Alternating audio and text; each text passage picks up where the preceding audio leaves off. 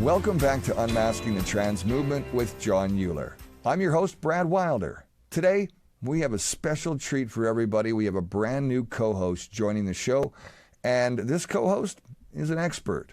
Unlike myself, I'm still learning. I'm an active parent, obviously, in this mission against this evil ideology and gender dysphoria and influencing and all of the things involved. And I think today we're going to welcome our new guest in just a minute, but let's bring Jon into the program. Jon, great to have you here and great to have a brand new co-host with us.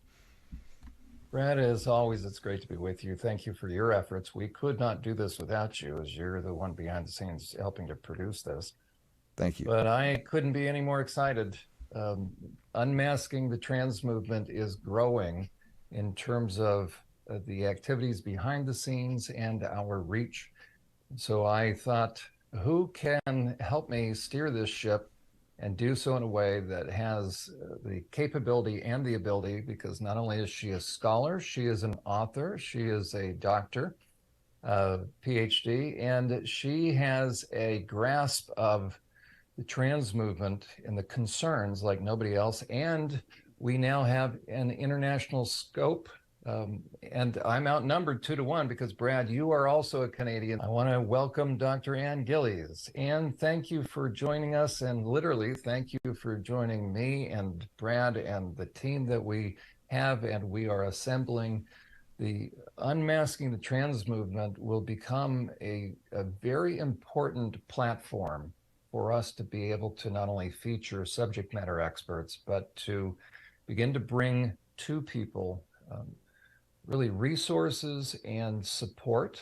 We have a lot that is planned in what's going to be our members only section, or whatever we're going to call that, but it will be really a doorway into a host of resources, including a lot of information-packed webinars. So Ann, welcome. You are a podcaster and a broadcaster in your own right. You're currently on book tour, and I have to admit, you and I are literally under the same roof right now. It's been a pleasure having you with me in my office, and I couldn't be any more excited. And you and your background, we together, I think, are going to help make a difference in unmasking the trans movement. Thanks very much, Jon, and I agree. I'm excited. I think it's going to be one of those things where as we work together, we're going to find all kinds of strengths. We may find some weaknesses as well, but iron sharpens iron as we go along. I think as we work in exposing, unmasking, I love unmasking. Unmasking is showing what is actually underneath this whole agenda to really indoctrinate our children, to change the course of their lives and changing all of society. And it's been going on for a long time. So we'll get to talk about all of those things with a lot of different people. And I mean, everything from drug abuse to sexual addictions, pedophilia, furries. We'll do it all. It'll be great. And you and I bring to the table approximately about 60 years worth of clinical experience. You and I are both trauma informed, but you have done entire series on trauma. So we will be doing webinars on that. You're going to be leading webinars on that. And then with my background working with sexual predators, together, we really can help, along with our guests, help people understand the full scope of this, both those young people that we're here to help reach, and that population that we are very concerned about that are trying to access kids and really, quite frankly, access the private spaces and private body parts of kids and place women and children at risk. So together we bring a very comprehensive clinical approach that I think is very unique. And you are an author. As a matter of fact, you have a book that we will be covering.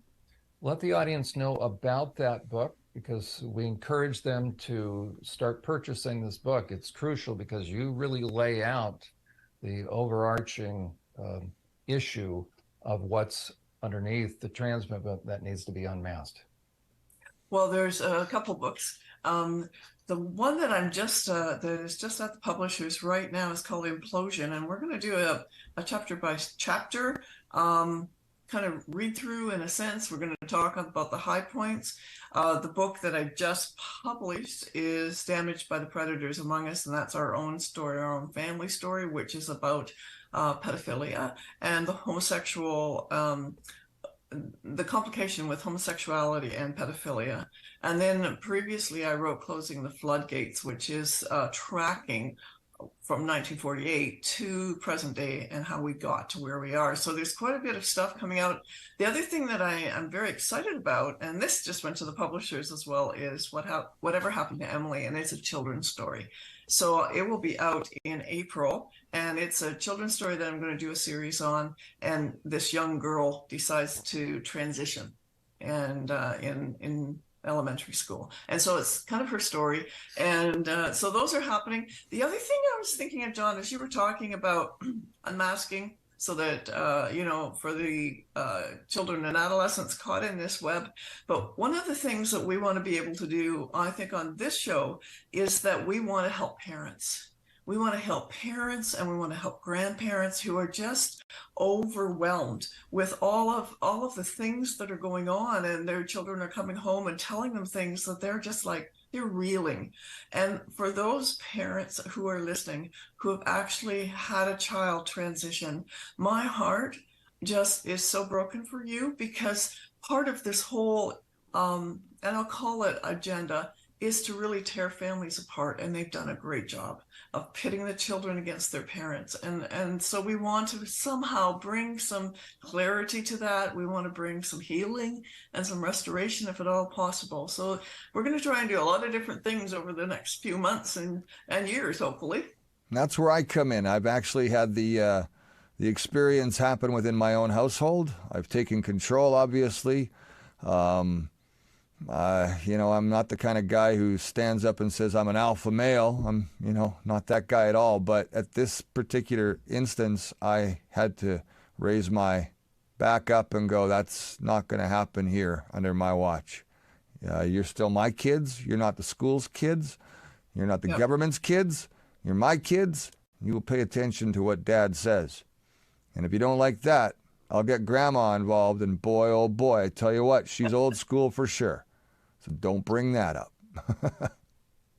Well, I applaud you, Brad, because what we find now so often, and I know we don't want this portion to be too long, but that the parents are actually capitulating to the children and just going along with them because they really don't know what to do. And they have lost that sense of parenting a child, because the schools robbed them of it and told them they do it all wrong, and society tells them they do it all wrong, and they believed all those things. So, Dr. Ann, I was confused at the start when I first heard it all, and I saw it come in through my front door one day, and I did my homework on it. Hence why I'm here now with both of you. Having done my homework on it, I see the evil that is involved here.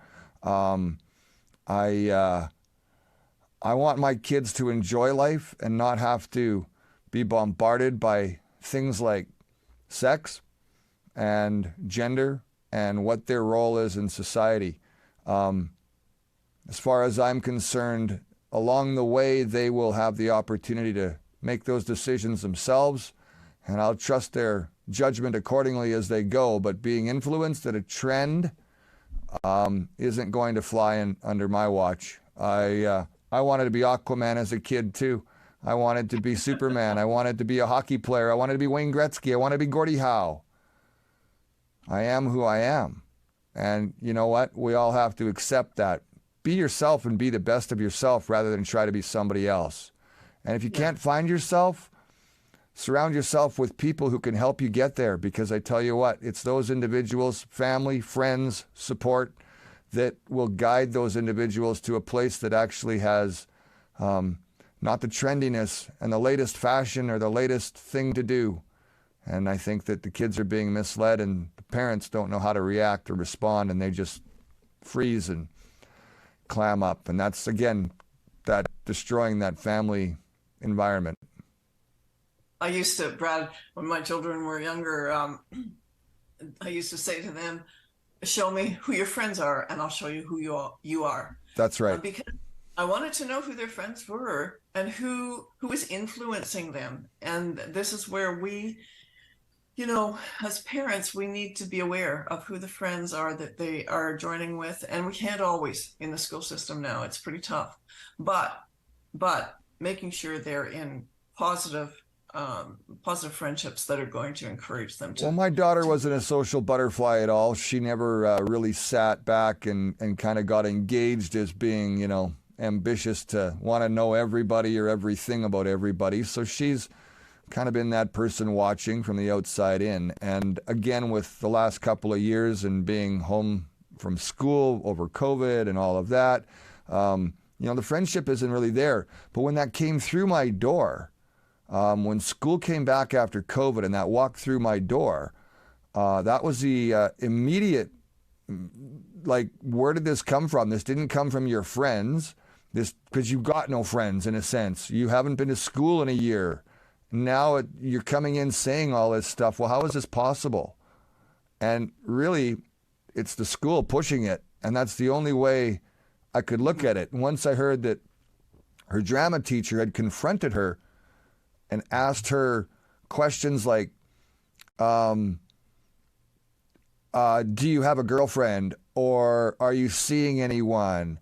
And I'll be your bestie and all this kind of stuff. It almost got to the point of what I thought the teacher was being, pedophilic at that point. And I went to that teacher and I went to the principal and the vice principal. I went to the superintendent of the school board, the trustee, and I went up and down one side of each and every one of them.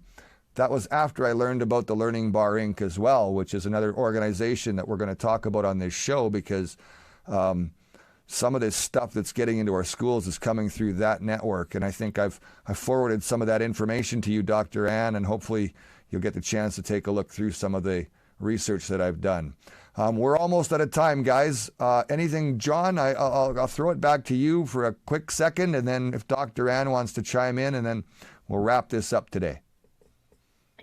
Well, as people can hopefully sense from our dialogue right now, that we bring to the table not just clinical expertise that deals with survivors, it deals with troubled youth, families, but also we understand the predator end of things, but we also are concerned parents. Each of us have and are parents, have been parents. So we really have a passion for this, a passion to protect families, to protect vulnerable kids from those that would prey upon them. And again, with Dr. Ann Gillies, your background, your clinical strengths, and your understanding and your past podcasting experience, and mine, and with Brad's professional media experience, I think we're going to be able to bring significant help and resources to parents, including support groups. We're very excited about that through our members only section that will be up and running fairly soon, and webinars. And any last words that you want to share with our viewers?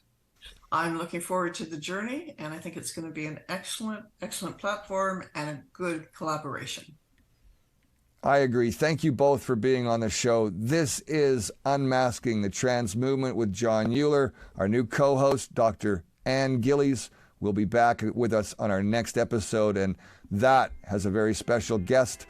Dr. Michelle Crotola will be on the show, and you are in for one heck of a ride there, let me tell you. I'm Brad Wilder. Thanks for watching. Remember, it's not our kids' fight, it's our fight. This is Unmasking the Trans Movement, and I'll see you soon.